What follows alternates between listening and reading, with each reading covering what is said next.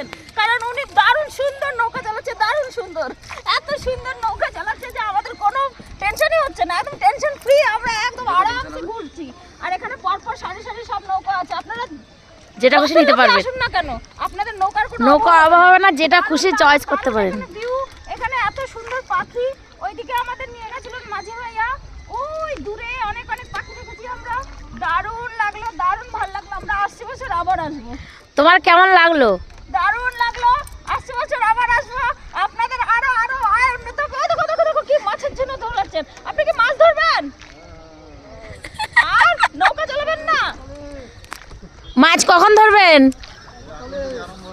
ও আচ্ছা, রাত। তাহলে আপনার মাছের ব্লগিং করতে আসবো, কখন তুলবেন মাছ? সকালে ঘুম থেকে উঠতে পারি না, কি করে আসি?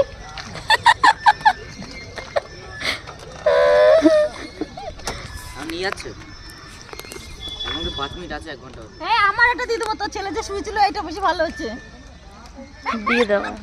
এখন না এখন এখানে আরেকজনে শুয়ে পড়েছে।